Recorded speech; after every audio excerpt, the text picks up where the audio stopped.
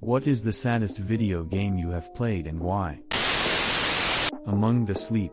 You're a toddler trying to survive all these scary scenarios. Spoiler alert, at the end you realize the whole game was about you as a child trying to escape trauma and then finding out your mother in the game was an abusive alcoholic and that's who you were running from the whole time, and at the end you're getting taken away on your birthday. That game messed me up for a minute. Probably that dragon, Cancer. I don't usually play video games, but I read about this one in a tech magazine and I was intrigued by the concept. The game was designed by Ryan Green, whose 5-year-old son Joel died of cancer. TDC is intended to help people understand what his family went through when their son got diagnosed, 12 months old, and what they experienced while raising him. The game explores what you do in life when the level is broken, when you can't get to the goal no matter what you do. The goal of the game is not to win or get to the next level, but to find the moments of grace in the darkest of times. It is an exploration game where the player is able to interact with the characters and make certain choices, similar to those that the Green family had to face while their son was growing up. Alongside the interactivity, the game includes narration from both Ryan Green and his wife Amy, as well as recordings such as voicemails that they had made during their time with their son. Some of the scenes also include cards, letters, and other mementos of support for the Greens, sent in by people that had experienced similar losses in their life. It was touching to see these elements included. There was a flash game called Cold Case. You are a ghost trying to solve your and other nearby ghosts' murders. In the end you help your grieving girlfriend find her next relationship. It got me to thinking about much it must suck to be a ghost and be forced to watch your loved ones move on without you. Presentable Liberty. If you play it, I warned you. The game is about being a prisoner during an unknown catastrophe. I won't spoil it. Not Me, My Son. Played an indie game wherein two brothers go on a quest to find water from the Tree of Life to save their dad from dying. The game can only be played by working together, as in each controller is half controlled by the other player. The quest takes them through dangers and phobias and the brothers bond. They then meet and are befriended by a young woman whom the older brother is attracted to and turns out to be a spider who bites him. They are able to vanquish the spider, but the older brother is mortally wounded. Still they press on and make it to the tree, too weak to climb it. The older brother stays behind whilst the younger one climbs the tree and retrieves the precious water. When he gets back, the older brother has passed away. He cries and pours the water from the tree onto him, and at first, as he hugs his brother, it seems to have worked, but it is only an illusion, and the younger brother, realizing that he's really on his own, lays his brother to rest and makes his way home. He has to face his fear of water alone, without the brother there to support and cheer him on. He eventually makes it back in time to save his dad, but it is so sad. When my son was describing the game to me, I was crying like a baby. I told him I had no idea games were so artistic, such a beautiful way to convey art. Rhyme. It is a game on loss, depression, recovery, and understanding what happened, and I started playing it not too long after losing a good friend a couple years ago. Probably Soma. The ending hit me hard and I proceeded to have an existential crisis for the next week. Valiant Hearts. The only piece of entertainment I've cried at that I can recall recently. I even knew the ending and it still got me. The Beginner's Guide. It's not a traditional game per se, it's more a story of an indie game developer sinking into depression as narrated by his friend. You play the games and levels that he made before he stopped making games. This war of mine, that's how it is and was for most of the people that lived through it, and some still do, unfortunately.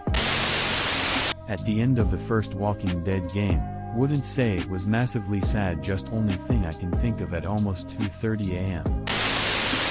Ori and the Will of the Wisps had a really sad story. Brothers: A Tale of Two Sons really got to me. Majora's Mask. Something about that game is just very unsettling and yet melancholy at the same time. Just listening to the music gives those vibes. as well as just most of the story and atmosphere. And if you guy into the 5 stages of grief theory, it becomes even more so. Wept like a baby onto the moon. Titanfall 2.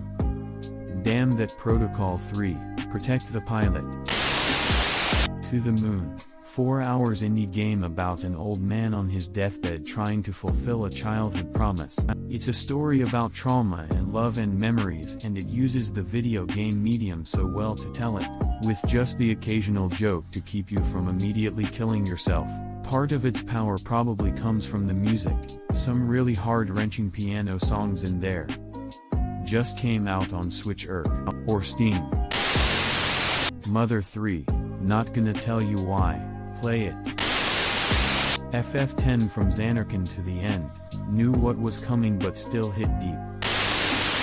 MGS3, one of the best prequels ever conceived by man. Firewatch, that beginning, up-level feels. Spec Ops: The Line, the choices you had to make in that game were truly saddening. Pokémon Mystery Dungeon, Time, Darkness, Sky. The scenes near the climax of the game are done very well with music that tugs on your heartstrings. Lol, kinda surprised that I haven't seen this one yet. Last of Us, the story just sticks. The characters are so fun and interesting, or badass, or ruthless and you wanna murder them. It's a video game filled with emotional thrills and deep pauses where the music really shines. God, the music.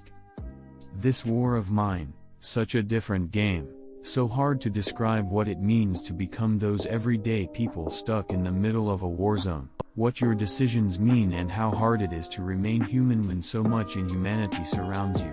Deep game filled with morality and sadness. RDR2, the ending and the fate of Arthur, the way the game's story sorta gets you there. All of it is heartbreaking, and with a game so rich with detail and hours upon hours of gameplay, it's hard not to grow close to the characters and not to feel a part of the gang once it all goes to shit. Madden 20. Every time I play it I just cry because it's such a bad game. Mass Effect 3. Of course the quality of the ending is a big point for most alongside anger, but outside of that a lot of people start dying and sometimes there's nothing you can do to save them no matter how you played out the trilogy. It winds up being quite the sad adventure. Crazy how we knew Thane was terminally ill when we first got him, yet his death still wound up being a huge gut punch. Even then he fucking threw down with Kai like a damn boss in such a way that I really wanted to see what a perfectly healthy Thane in his prime could do. Yet all I could do later was sit by his bedside as his time came. Morden's death turned one of his most prominent quotes into a tearjerker as he sacrifices himself to ensure the job got done right. The man went from assuring the near sterilization of a species to dying to save said species. Legion hurt too. Funny how if asked to rank the Mass Effect 2 squad by favorites, Legion would be towards the bottom of my list while still being a solid character. But we get to Rannick and he hits you with the "does this unit have a soul?" in a callback to the question that kicked off a war, and it winds up being the beginning of peace between his and Tali's people. It's not just prominent characters either. Best example of more minor characters is the Krogan Char, O Blue Rose of Ilium, dying during the Rachni raid, and we have to deliver his final words to Ereba, and we find out they had a kid on the way. Army of Two. There are few different endings depending on how you finish the game, however there is one in particular that stayed with me. I was young at that time, so it hit even deeper. Great game. Shadow of the Colossus because reasons. And the God of War series, because behind all the rage and gore, Kratos actually has a very sad story. I know this doesn't compare to many new games, but Super Paper Mario was a trip. You'd never expect a Mario game to have that kinda depressing lore. Spider-Man on PS4, you saw what happened with Doc Ock coming, but man, you got so attached to him that it was still heartbreaking. The "you were everything I wanted to be" line killed me. Also Aunt May sacrificing her own life for the greater good and Peter having to willingly let her die fucking also killed me. Also take off your mask, I wanna see my nephew. Fuck. Gears of War 3. The mission where Dom dies. https://youtube.b/prlob1ky5p4 always gets to me. He gets eaten up by his wife's death and sacrifices himself to save his team. He was always the player 2 in the year's games, so it was really heartbreaking if you played on split screen like I did.